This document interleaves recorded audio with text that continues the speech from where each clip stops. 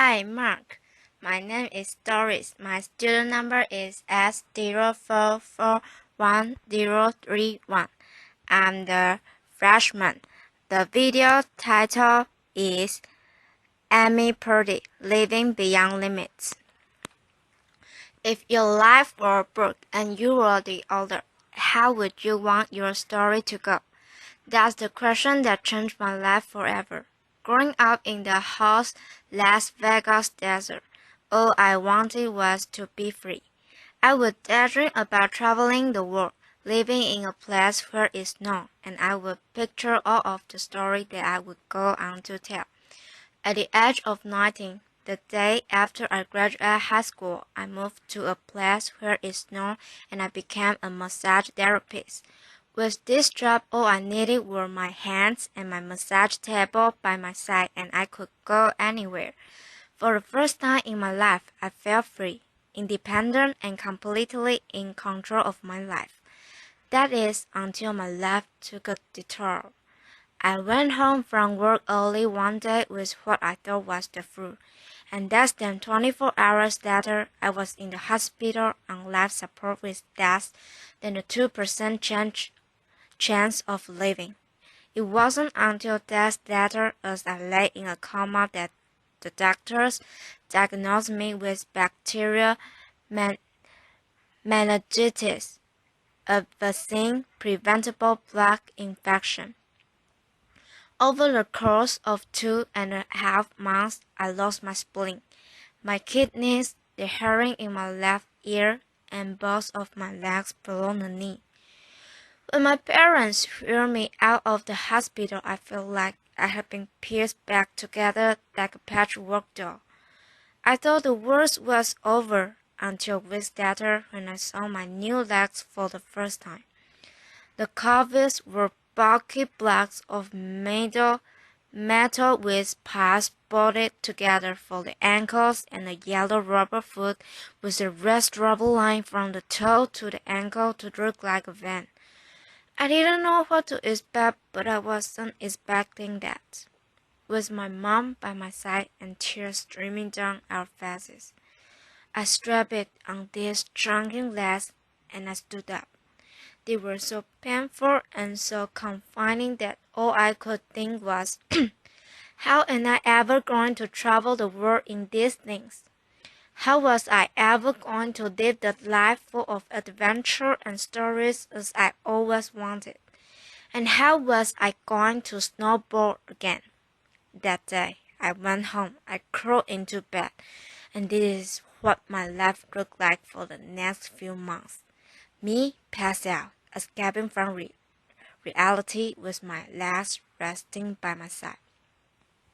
I was absolutely physically and emotionally broken, but I knew that in order to move forward, I had to let go of the old Amy and learn to embrace the new Amy.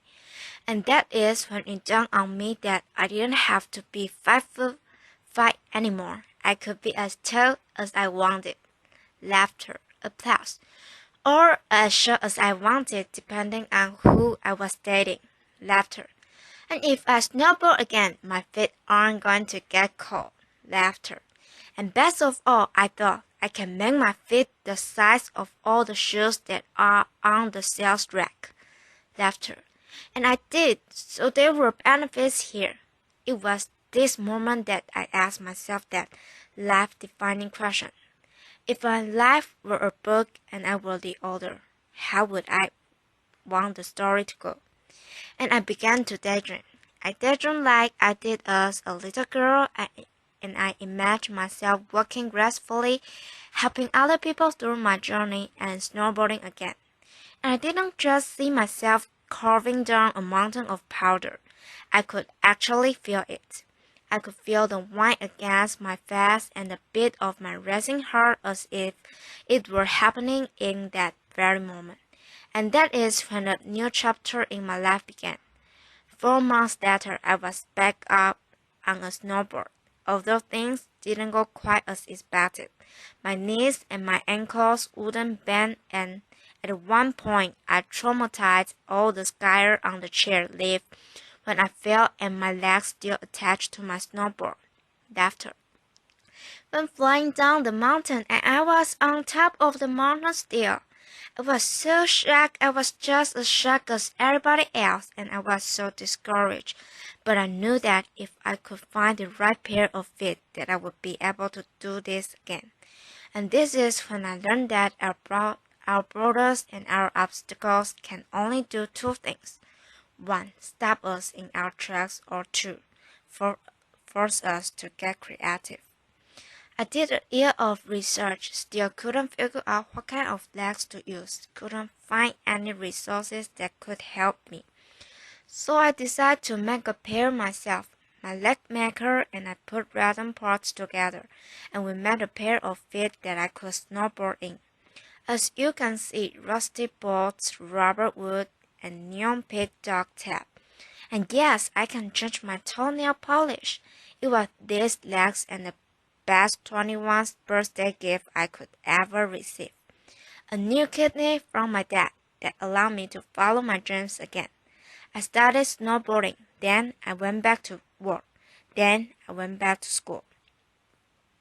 Then in 2005, I co-founded a non-profit organization for young and young adults with physical disabilities so that could get involved with action sports. From there, I had the opportunity to go to South Africa, where I helped to put shoes on thousands of children's feet so they could attend school. And just this past February, I won 2 back-to-back World Cup gold medals, a plus, which made me the highest-ranked adaptive female snowboarder in the world. 11 years ago, when I lost my legs, I had no idea what to expect. But if you ask me today if I would ever want to change my situation, I would have to say no. Because my legs haven't disabled me. If anything, they've enabled me. They forced me to rely on my imagination and to believe in the possibilities. And that's why I believe that our imagination can be used as tools for breaking through borders, because in our minds we can do anything and we can be anything. It's believing in those dreams and facing our fears head-on that allows us to live our lives beyond our limits. And although today is about innovation without borders, I have to say that in my life, innovation has only been possible because of my borders. I learned that borders are where the actual ends, but also where the imagination and the story begins. So the thought that I would like to challenge you with today is that maybe instead of looking at our challenges and our limitations as something negative or bad, we can begin to look at them as blessings, magnificent gifts that can be used to ignite our imagination and help us go farther than we ever knew we could go. It's not about breaking down borders, it's about pushing off of them and seeking what amazing places they might bring us. Thank you.